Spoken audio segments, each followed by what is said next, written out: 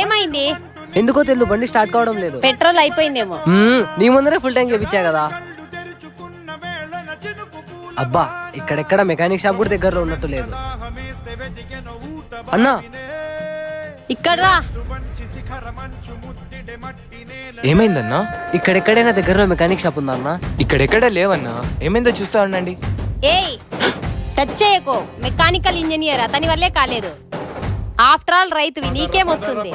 ఊరికే ఉండు. మీరు చూడండి అన్నా. హా.